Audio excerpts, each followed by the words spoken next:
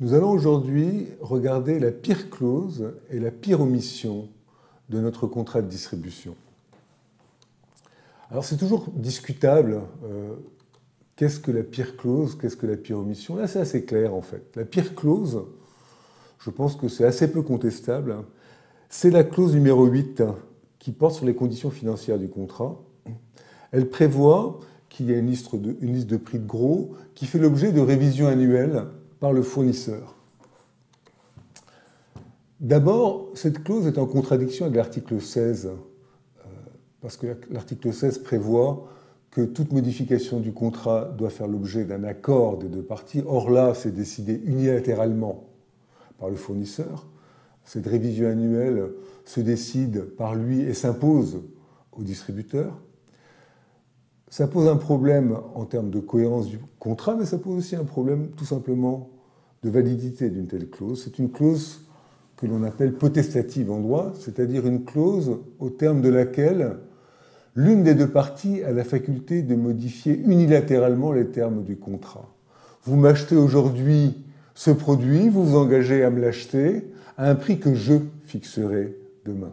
Ce type de clause, typiquement, est considérée comme non écrite par les juges, donc il y a un risque qu'elle soit considérée comme nulle. Ça, c'est le premier problème, c'est le problème juridique. Mais si c'est le cas, les implications sont économiques. Si cette clause est considérée comme nulle, cela veut dire que la liste de prix initialement fixée, celle qui a fait l'objet du premier contrat qui a été signé par les parties, est une liste qui est maintenue. Et donc le prix ne change pas. Ça, c'est la conséquence économique.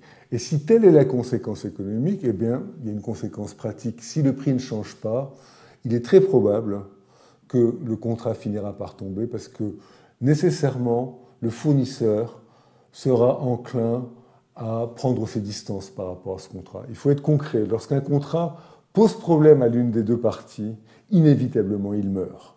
Donc, un contrat qui m'est très favorable et qui vous est très défavorable n'est en réalité sympathique de mon point de vue que sur le papier, parce que ce contrat n'ira nulle part. Ça, c'est la pire clause, donc. La pire omission, j'aurais pu choisir d'autres omissions que celle-là. J'aurais pu regarder s'il manquait des clauses standards, en particulier on n'a pas de force majeure, on n'a pas de hardship. J'aurais pu aussi dire que dans un contrat de distribution, comme très souvent il y a des règles d'ordre public, j'en parlais lors d'une précédente session, on peut être amené, par exemple en matière d'agence commerciale, à avoir une clause qui est considérée comme nulle au regard du droit local. Donc que se passe-t-il lorsque l'une des clauses est considérée comme nulle au regard du droit local?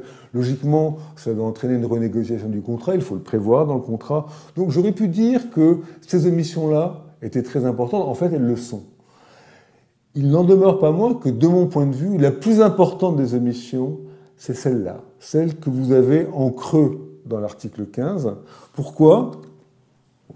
Parce que cet article ne prévoit pas la loi applicable au contrat. Il se borne à dire, en cas de différend, ce sera tranché par le tribunal de grande instance de Paris. Mais il ne dit pas en application de quelle loi. Supposez que le tribunal de grande instance de Paris appliquera la loi française parce que c'est lui qui est désigné, c'est méconnaître la logique du contrat international. Comme nous l'avons vu lors d'une précédente session, la question de la juridiction compétence en cas de différend et la question de la loi applicable sont deux questions distinctes. À partir de là, vous devez considérer que le problème fondamental qui est posé dans ce contrat, c'est le problème de son interprétation. Puisqu'on ne sait pas quelle est la loi applicable, on ne sait pas ce que signifie en creux ce qu'il ne dit pas, puisqu'il n'y a pas de règle par défaut annoncée par le contrat. En d'autres termes, vous devez considérer que ce contrat ne peut pas être interprété. Un contrat sans sa loi, c'est un peu comme une partition musicale sans sa clé. Si on ne sait pas s'il faut la lire en clé de sol ou en clé de fa, on ne peut pas la lire. C'est le problème que nous avons là, et c'est pour cela que j'ai considéré que c'était là la clause dont l'omission était la plus grave au regard de l'ensemble du contrat. Je vous remercie.